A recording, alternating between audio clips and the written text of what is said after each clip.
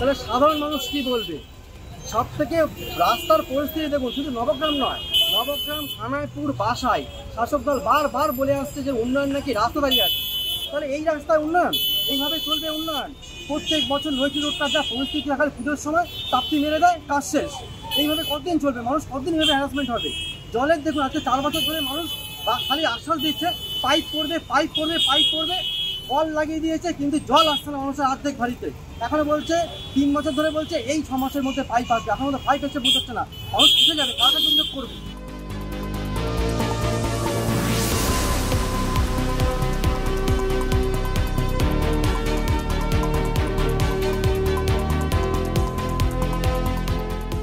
উত্তরপাড়া বিধানসভায় এখানকার এমএলএ কে 5 বছর ধরে খুঁজে পাওয়া যাচ্ছে না, নিখোঁজ আছে।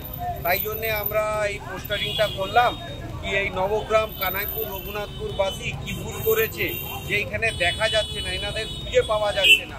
নবগ্রাম, কানাইপুর, রঘুনাথপুরের পঞ্চায়েতরা এই দুর্নীতি করছে, একটা উন্নয়নমূলক কাজ নেই। রাস্তার অবস্থা খারাপ হয়ে গেছে, রাস্তার নদী পাহাড় হয়ে গেছে। এখানে মানে একের পর এক ইলিগাল কনস্ট্রাকশন হচ্ছে।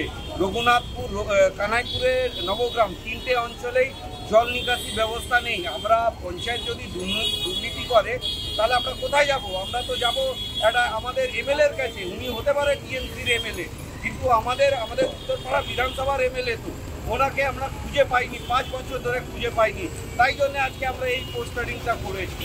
বিজেপি তো এরকম মাঝে মাঝেই পোস্টার দেয় যে বিধায়ককে দেখতে পাওয়া যাচ্ছে না, অথচ বিধায়ককে দেখতে পাওয়া যাচ্ছে। অথচ বিধায়ক তহবিল থেকে স্কুল ইত্যাদি তৈরি হচ্ছে, যখন রাস্তা হচ্ছে তখন বিধায়ককে দেখা যাচ্ছে, বিধায়ককে বিজয় সম্মেলনীতে দেখা যাচ্ছে, বিধায়ককে সব জায়গায় দেখা যাচ্ছে। তারপরেও যদি কেউ বলে না দেখা যাচ্ছে না, তাহলে সেটা কার ব্যর্থতা? রঘুনাথপুরের জলের যে বিরাট সমস্যা, সেটার জন্য আমি সেটা আমি মানে অভিষেক বন্দ্যোপাধ্যায়ের অফিসে ডিরেক্ট জানিয়েছি যাতে সেটা এক্ষুনি ইমিডিয়েট একটা অ্যাকশন হয়। বিধানসভা ভোট আসছে বলে এটা বিজেপির রাজনীতি, বিজেপির এটা একটা রাজনীতি। কানাইপুরে আমি এইবার আমার তহবিল থেকে আইমাসের জন্য অর্থ বরাদ্দ করেছি।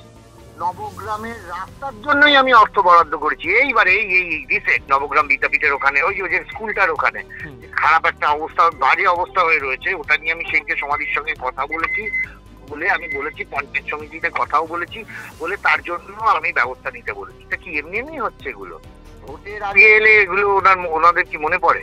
নবগ্রামের রাস্তাগুলো হলো কি করে, মানে হলো কি করে, কানাইপুরে হাইমাসগুলো হলো কি করে? ফলো করুন সংবাদ প্রতিদিন ডিজিটাল।